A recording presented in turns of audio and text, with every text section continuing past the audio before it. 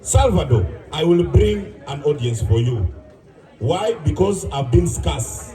One Zalawa, because of my fee, and you went and got the other comedian at 1.5. Now Kukube Chifulu.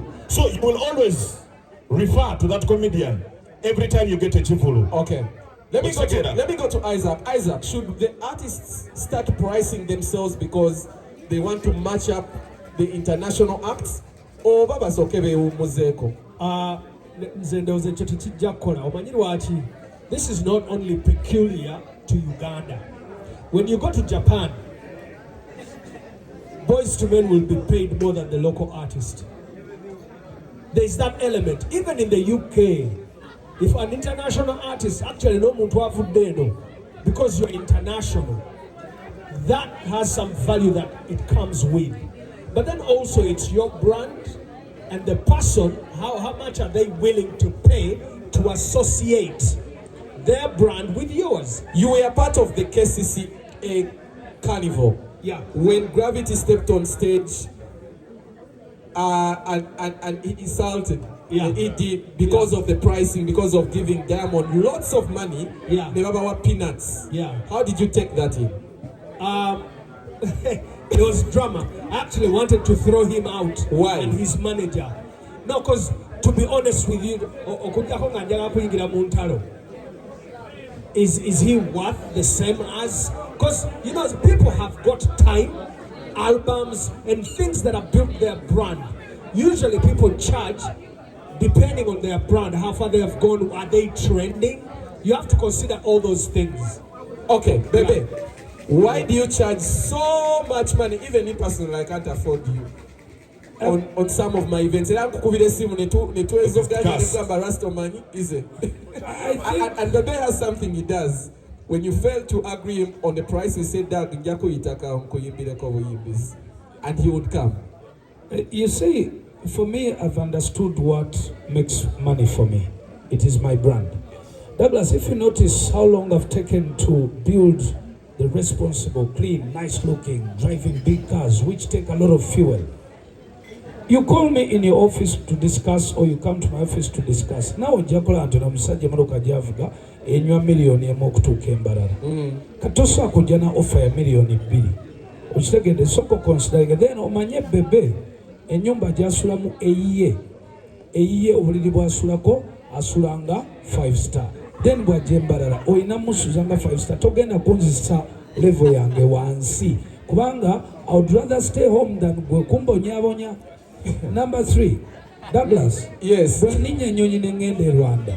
Sisobola kulinya motoka kuva ku airport eri below emotoka gyentambuliramu e Uganda. It's either that same car or above. Okitegedde. Then number 4, Douglas, we do put a lot of investment mu brand. Era Diamond Platinum sente ze zisinga zigenze mu brand. Kakati, the issue here should be, how do we balance the local payment and the international payment? My suggestion is very simple. We need the local artists to be paid well, but we also need international artists to come in Uganda, because artists learn a lot from those guys. And then also we love the fact that the audiences don't be bored. They get bored. In the industry bored. Then when we have an extra an input, there are new things, funds, they get more agitated, so the industry is more competitive and it grows. So it is a matter of balancing. Bobo what the Diamond emitwale ebiri ngaja. Then Jose Chameleon oba Bebe bweba kusaba omutwalo tukulemerako era nze nina event bbiri zesimbako wano ezisiba zireeta abayimbi. Nagamba bw'obanga osobola okuwa omu South Africa emitwalo ebiri ejja $, n'omusuza mu hotel, n'omugulira air ticket, expenditure is about 30,000. Bw'oba ogenda okutambula to come to me, bwe nannyini event eyo sajjogera linnya, you must have $15,000 Monsa what without negotiation. Thank you so much. I want to endorse and salute people that have partnered with us for this particular Abayimbi bavuma bawemula, they look like they don't bathe, they look like hell, and you want corporate companies.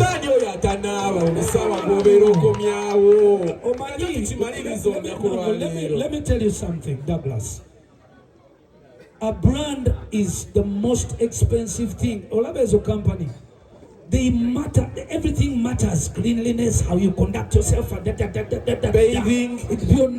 It matters. So now, Bojango imbe nyimbe zuwe mula, boyagala sponsorship mu company ngeya MTN. Sincerely speaking, Boja osiba ku TikTok, empale zieno zikola bichi, oyagala UBA ko sente. These people have conduct. These are corporate companies. Ajikambo corporate tochera bida. Yes. So, if you do not behave in the line of corporate, then you cannot be favored by the system of the corporate companies. Okay. Isaac, the corporate companies also started a new custom of organizing their own events. Bell Lager has Oba Fest that is coming 22nd. Jahazi Paya. Club does club sets, club dome, etc. etc. Tusker does its own events. If you have the corporates that should have sponsored the artists do their own events, that means they are losing much more interest in giving you the money. Where did they lose the faith? I think it's the demographics changing, the disruption that we keep talking about. I remember some years ago, a friend of mine came to visit from Kenya. We were hanging out with King, and the guy was telling us that in Kenya, they were wondering, where is all the money going? Advertising. They said, follow the money. When they followed the money, they realized that digital was starting to take off, social media and digital, and it had eaten a big chunk. There's companies that did a flip and said, we're going to spend 80% of all our budget on social media and digital. Those dynamics definitely affect how much they are spending on sponsorship. So they spread their budgets. Yes, wider. We are remaining with 15 minutes. Battle. Yes.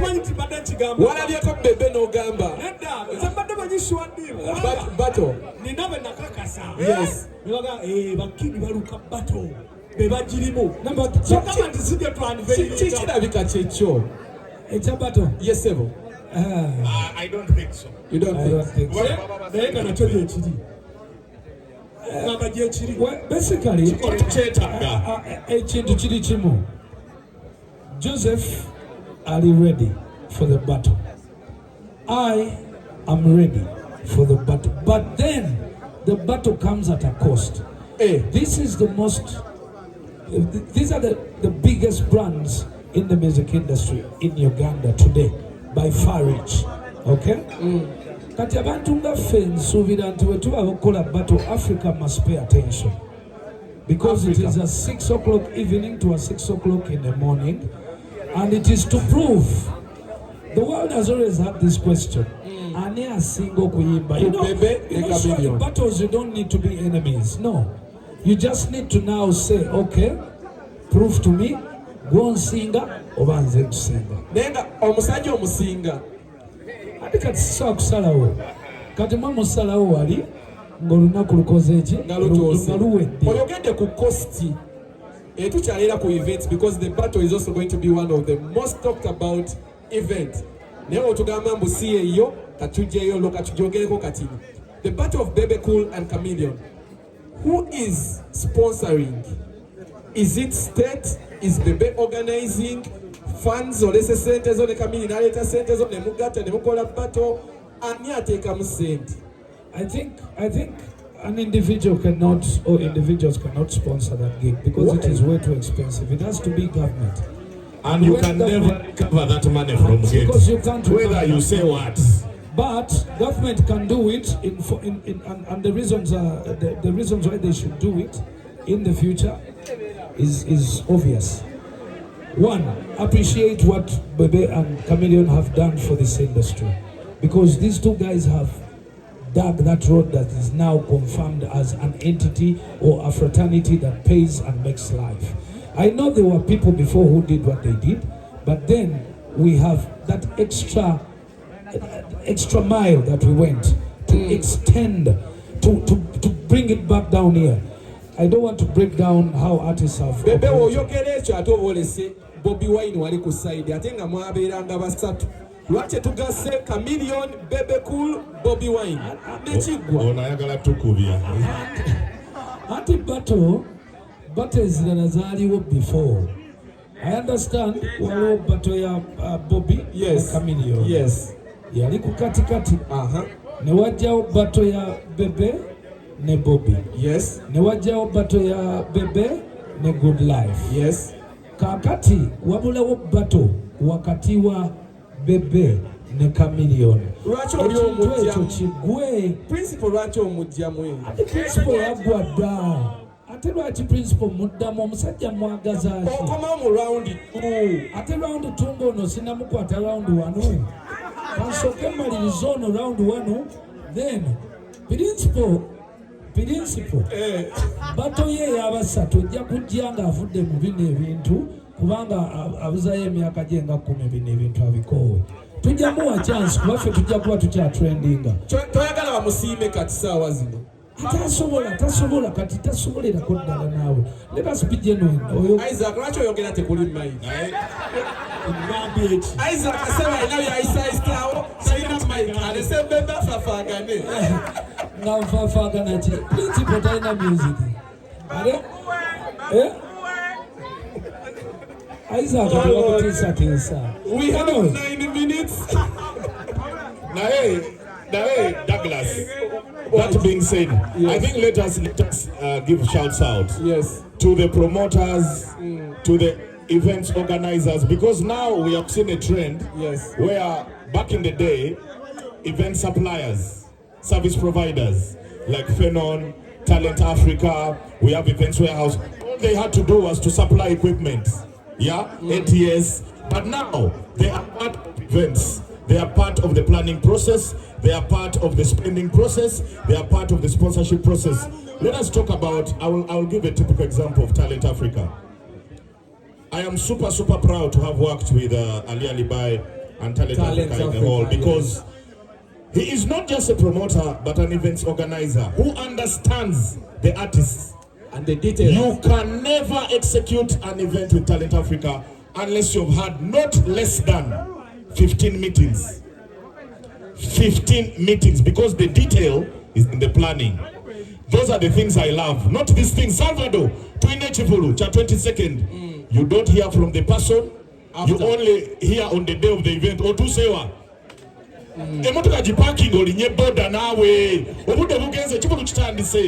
That is the most painful thing for an artist when you are not part of the process. Okay. Douglas, yes, Salvador, thank you for that plug, and but I also have something that I should not leave this stage without saying. You were talking about promoters and why artists are choosing to do their own shows. Promoters are fully disrespectful. How dare does a TV host a man who comes on TV and says he has made a list of prices of artists, and that fool, the same fool is the same one who's going to call the same artists to perform TV atabayite muje munkoleji mukobere kati wabera ku TV nasaba Bebe wa milioni emu gundi asana zino kakati ekiddako nga mze mulinda. This is what happened to Eddy Sendi. For Eddy Sendi, I will say the truth. Okay. Eddy Sendi goes on Saturday and talks hell about my brand and how much I deserve. Me, I listen, it's okay. But then he has a venue where he signed a contract where he does events. Yes. And the boss tells him, I want you to bring Bebe. So the next week he had a problem of to call me. Calling me. He called, I listened. He said, I need you to perform for me on this day. I said, it's okay. What are the rates? I gave him my rates. I told him, okay, for that venue, I'll take 15 million. He's like, huh? I'm like, it's okay, don't wake up, manager.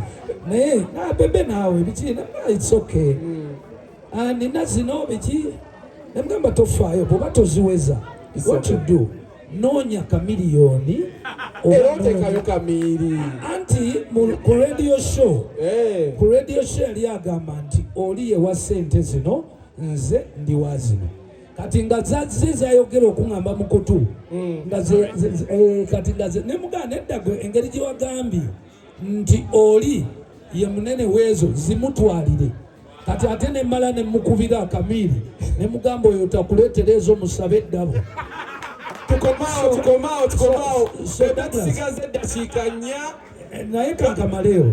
So Douglas, these promoters must learn to respect the business from which they make money, and their business is artists. Thank you.